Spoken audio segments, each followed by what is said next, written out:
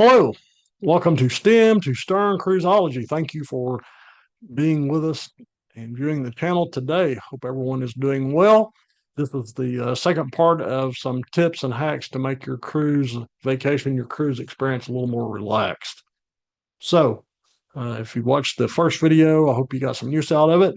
But let's get into some more tips and hacks, and it might make your cruise a little more better. So, before you take your cruise, do some homework. I don't mean homework. Work sounds bad. So let's don't label it work, but learn the ship before you need the ship. On day one, once you get settled in, start walking the ship. Find your muster station on embarkation day. Know where the dining room is. Figure out where the theater is, the medical center, guest services, elevators, promenade, pool areas, your favorite quiet spot. Go through, and as soon as you get time, start learning the ship a little bit so you can kind of know where that theater is when it's that time.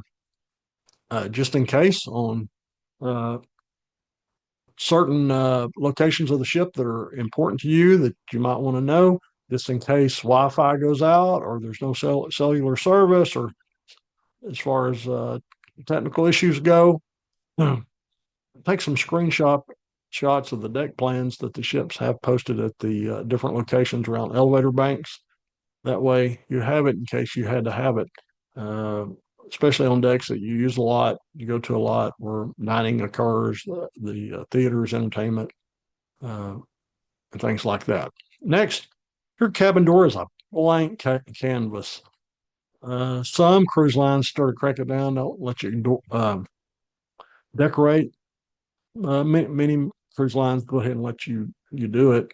Uh, make your cabin door unique. Make sure that it's cruise line approved magnetic decorations, and it can make your door easier to spot, especially if you've been. So just make sure whatever you use complies with the cruise line's policy when it comes to the decorations, and that you don't damage the door. So, by the way, if some of you cruisers, what's some of the strangest things you've ever seen, uh, were, as far as decorations go on doors of the cabins? Leave comments if you've seen something that really stands out. I would really like to hear some feedback on that. Also, don't automatically buy every deal. Cruise ships are designed to make spending money convenient. So, if you need the drink package, well, get it. If you have to have the Wi-Fi package, get it. Specialty dining, excursions, photos, spa treatments, shopping promotions, watches, diamond rings, uh, all those things. But before you buy that, ask yourself, would I purchase this if it wasn't being advertised to me right now? Then you might get your answer. And hey, we all like to shop and spend a little money on vacation. Nothing wrong with that. Just don't get caught up in some, especially those spa treatment, high pressure sales type deals. Um, Also, another thing you can do, you can ask whatever AI uh, technology you use to calculate the break even point for you, feeding your personal information, or some, not personal information, but information in there about uh, your habits. And it might give you an idea if that's going to be something that's going to be value to you for your money that you're going to spend. Also, the next, don't follow the crowd ashore immediately on port days.